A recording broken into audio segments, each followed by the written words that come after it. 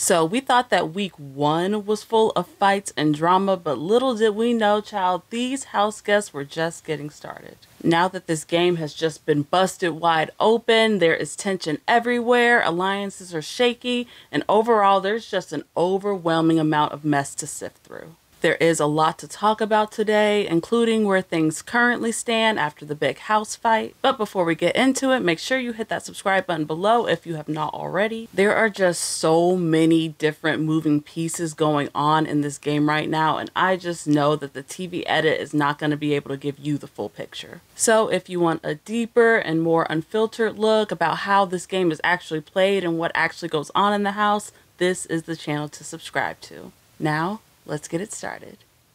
So when we last left off, Tucker had just saved Angela with the veto, leaving himself on the block. And Cedric chose to put Makensy as the replacement nominee instead of Quinn, which really caught Tucker off guard and ignited this huge fight in the house. This entire saga is absolutely insane, and honestly, it's just a lot to talk about. So if you didn't catch my last video fully explaining the drama, definitely make sure you check that out first and then come back here. This whole veto ceremony just blew up a lot of people's games, and alliances have shifted all over the place since then. So I'm gonna break this down by covering each of the main people that were affected by this thing, starting with Tucker. So after this whole thing blew up and we had the house meeting and all that stuff, Tucker is obviously pissed. And one thing about Tucker, that man is not afraid of confrontation, okay? Not in the least bit. So Tucker is going to walk around the house telling everyone the exact same story about Cedric. He's talking about how Cedric blindsided him,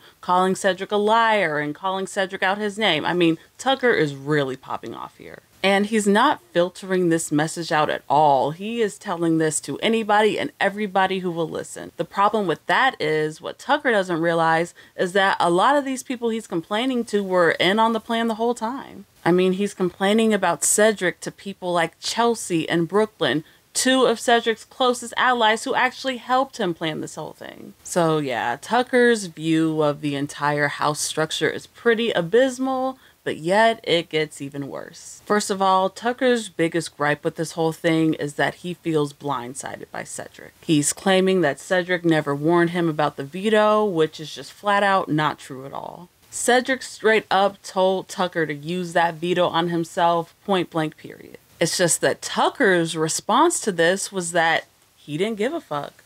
Veto, use it on yourself. I talked to a bunch of people last night. We don't have the votes. I don't give a fuck. I'm still doing it. Ooh. Yeah, we do. Look, I know that some of y'all out there love Tucker down, but you gotta admit, this entire situation is purely his fault. I told him, don't use the veto. He used the veto. I don't know what he wanted me to do. You didn't say that. You said, I don't think we have the numbers. And I said, fuck the numbers. Tucker is one of those people who is much better at talking than he is listening, which isn't always the best skill to have in the Big Brother house. You're going to watch it back. I'm like, use the veto on yourself. Bro, I'm going to watch it back being happy knowing I told the truth this whole time. Tucker is going to go on a bit of a rampage on Cedric later on. He is declaring him public enemy #1 and cussing him out and vowing to take Cedric out the game. Go spread your lies more, bro. Keep digging your fucking grave, bro. Because I'm coming back from that AI arena and I'm going to bust your ass up there, dog. I hope so too. The truth will prevail, motherfucker. Tucker is crashing out real bad right now, not gonna lie. I mean, there is absolutely zero reason for this man to have put himself in this position. It's honestly one of the worst moves I've seen on this show in a long time, but it is keeping me entertained and plugged in, so I'm gonna let him cook. Again, I know that some of y'all love Tucker down, but come on, he should have known that this ball player alliance thing was never gonna work. Let's back it up a little bit. Tucker spent the first 2 weeks of the game refusing to really talk game with anybody or build any alliances. Meanwhile, that entire time, everybody else in the house, except for Kenny, was putting in the work to build bonds and gain allies. So why the hell would this weird ass random alliance that was just cobbled together on day 19 actually work? Why is that worth you risking your game for? Why would Tucker put his entire game in the hands of Cedric, who he just started talking game with 2 days ago? Why did Tucker not even consider the fact that maybe Cedric already had some allies backing him? Quinn being one of them. I mean, it's not like Cedric made this move alone, and Tucker, I really thought Tucker knew the game well enough to realize that. Look, this is the last time I'm gonna say it, okay? I know that some of y'all love Tucker down, but come on, he had this shit coming. His cockiness got him in this position, from the volunteering for the block to the not using the veto on himself. I love his enthusiasm and his willingness to take risks and go after Quinn and all that stuff. I really do appreciate it. But damn, dude, you being in this position right now actually makes so much freaking sense. Now we're looking at a very real possibility that Tucker could be voted out this week, especially if Kenny wins that AI arena. But if he does end up staying, Tucker does still have a few allies in the game. The main one being Rubina. Now there is a little bit of a flirtmance going on between these two, and it mainly started with Rubina. Rubina had a big crush on Tucker ever since week 1, but Rubina is pretty quiet in the house, so she was always pretty shy about it. But I think Tucker found out through the grapevine somehow, because recently he has really started flirting back. And after that big blow up happened, Rubina was really the main one on Tucker's side, which is cute, I guess, but at the same time, it's kind of messing up Rubina's game because a lot of her allies are Team Cedric. So we'll just have to keep an eye out on that storyline.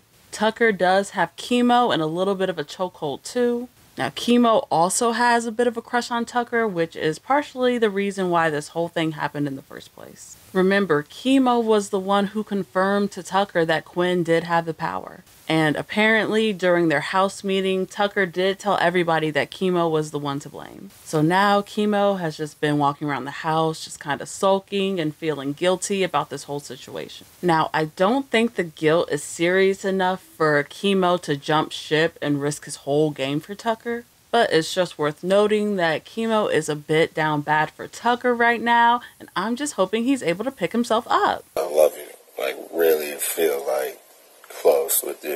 Like, I gotta super fuck with you, Kimo. Okay. And we'll do anything for you in this fucking game, and vice versa. Tucker and MJ have also bonded a lot the past couple days over their hatred for Cedric. So these two have been trying to form an alliance together and gather the numbers for Tucker to stay. It's a nice idea, but honestly, it's just too late for all that. They want to pull in people like Brooklyn, Chelsie, and Cam, but right now all those people are already tied to Cedric, so I just really can't see this going anywhere right now. So that's kind of where Tucker's game stands at the moment.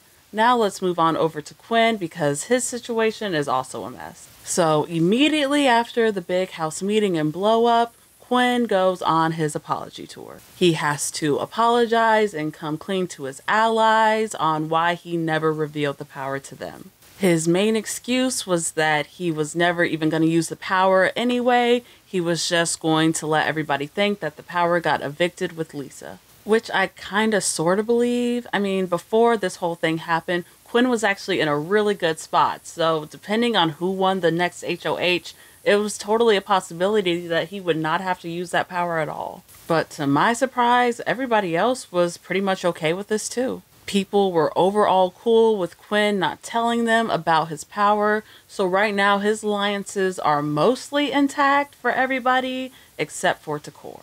T-Kor is a little more pissed at Quinn than everybody else, which makes sense because Quinn told his power to Kimo and not to her. And these three are supposed to be super tight. You know, they're supposed to be in this Visionaries thing together. So to me, Quinn's biggest mistake here was never telling T-Kor about the power. So the trust there is a little shoddy, but again, the Visionaries are still intact for now. I think Quinn's main allegiance in the game is still with Kimo and T-Kor, even after all this mess happened. Because Quinn is still leaking info to them and talking to him about his next big targets. He talks about how he knows he's going to have to go after Chelsie, Cam, and Cedric one day. And they think that I'm with them. Yeah. When the time comes, yeah. I think that I can swing Brooklyn. And he eventually rats out the entire Pentagon, revealing their alliance name and everything. We were both added to the Pentagon last. It's called the Pentagon? Yeah. Oh. Damn, I shouldn't have said the name. That part was just crazy to me because the Pentagon is the only reason why Quinn is not on the block right now. Now, I do think it's good that Quinn recognizes the threat that the Triple C's could pose in the future, but like, shut up, dude. You don't have to tell people everything. You can keep some stuff to yourself. The last time you told a secret to Kimo, it completely backfired on you. So Quinn, please watch it. God, Quinn is such a mess. He actually exposed the Pentagon to Joseph, of all people, too, which honestly, I could not even begin to tell you the strategy behind that one. Quinn just won't stop being a rat for nothing. But you know what? Like I said before, it's fun to watch, so I'm also going to let him cook. In other news, we get another fun fight in the house when Brooklyn decides to confront Kenny about him having her name in his mouth. Remember, Kenny had been spreading rumors around the house that Brooklyn was in charge of this girls only alliance that never existed in the first place. He says that Brooklyn is the only one who can keep the women in line or some stupid shit. So all this tension has been building and building and building until Brooklyn finally decides to confront him. I think it's a little demeaning to go just because a bunch of females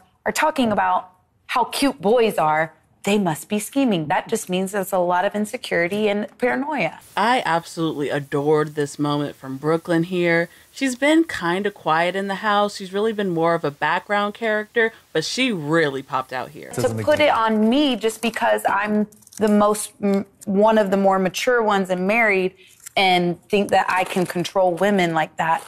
We all have our own brains. Kenny just had no fighting chance in this argument because, for one, he just has a totally wrong read on the house. And for two, he was surrounded and outnumbered by the very women he was coming after. So that was just too good to be true. So that's all I got for now. Overall, it is still looking like Kenny is the main target this week because the ladies are just not messing with him. But if Kenny does somehow win this AI arena, then Tucker is the next likely person to leave. And if Tucker goes this week, I'm sure he'll be cemented as one of the worst players in Big Brother history, even if he is beloved by the community. I know a lot of y'all out there want to vote Quinn as the third nominee, and if he gets up there, then there is a small chance he will be evicted. I don't think it's super likely to be Quinn though, just because I don't think the house is going to have enough time to scramble together and get solid on the vote. Personally, I'm hoping that Kenny leaves this week because having Tucker, Quinn, and Cedric all together in the house next week just sounds like the ultimate chaos. Of course, I'll be back here to update you all after the eviction, but the updates may be a little delayed this weekend. It's my birthday this weekend, so I'm going to be doing some traveling, but I'm also going to be doing my best to keep you all updated in what goes on in that house because I know it's going to be a hot ass mess. So I'll be waiting around to see what these unhinged people do next, but until next time, bye.